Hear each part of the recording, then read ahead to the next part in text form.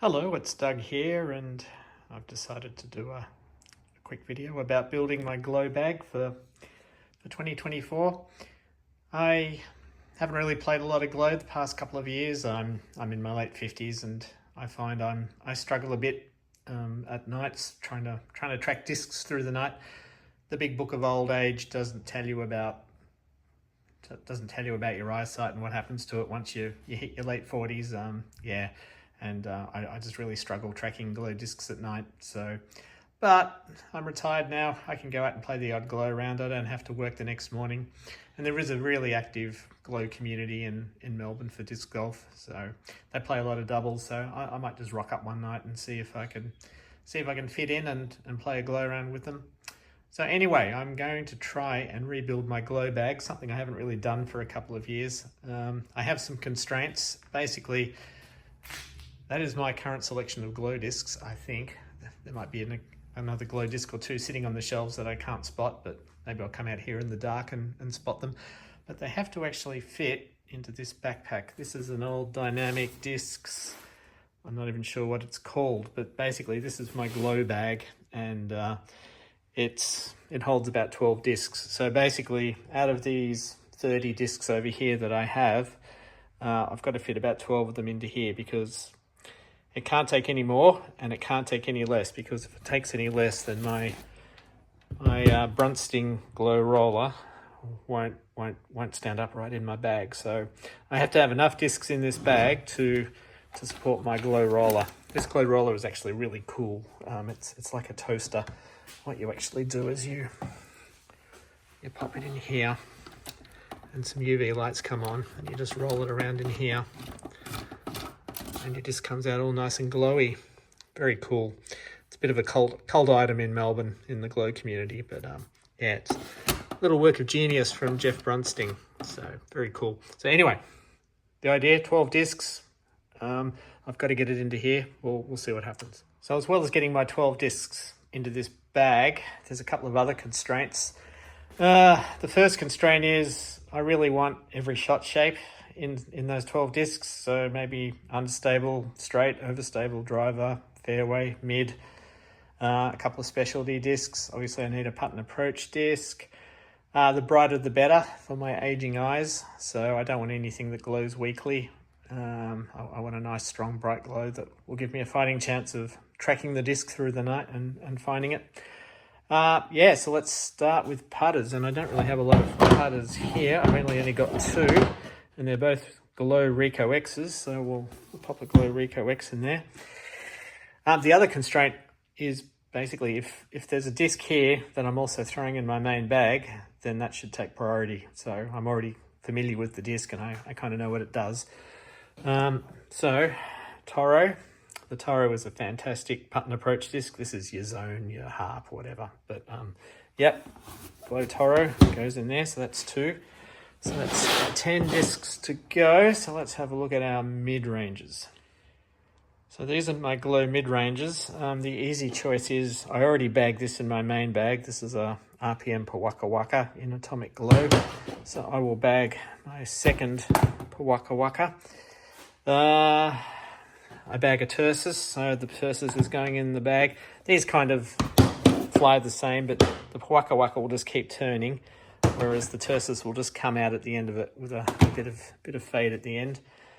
I bag Gatekeepers, but this is the only straight mid I have. It's a Lazotl Hex, but I'm thinking I might just bag this Reactor. This is actually an Ace disc, actually. Yep, Ace disc. So I might just bag the Reactor. It's virtually as straight as a Lazotl now, so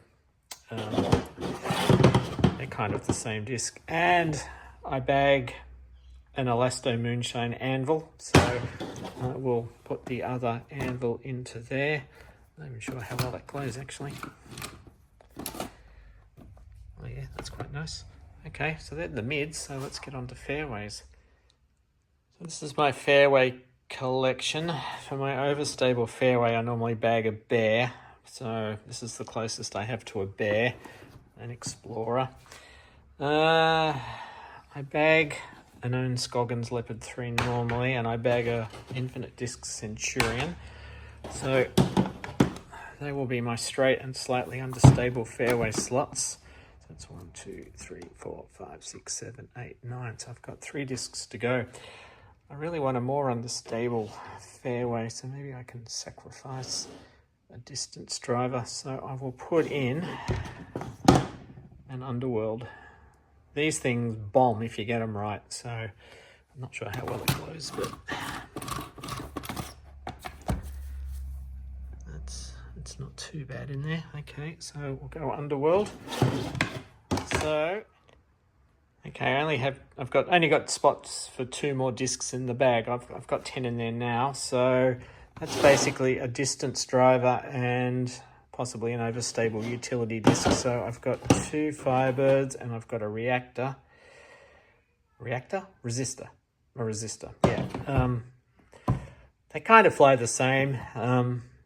They probably fly about the same distance actually, and the resistor feels so much nicer in the hand. So I might just pop I think it actually glows like, yeah, that glows really well. But I bag a Firebird at the moment, so I'm not quite sure what to do. I think I'll pop the resistor in the bag. And for my last spot, these are Insanities. They kind of bomb. That's an Inertia. That sort of bombs. It's quite overstable, but it does glow blue from memory, which is quite cool. I've got a Glow Shrike. Now I bag a Shrike normally, but this Glow Shrike is ridiculously flippy. It's very hard to control, so I wouldn't be throwing this in any sort of wind, but if it's windy, am I actually going to be out there playing Glow in the middle of the night? I don't know. And I've got a Nathan Queen Wraith as my very last Glow disc, and this thing is really overstable and I don't really like it. So, distance driver. I think this is my longest disc, even if it is a bit ridiculous and a bit hard to control. But if it's tailwind or calm, I could probably throw this quite well.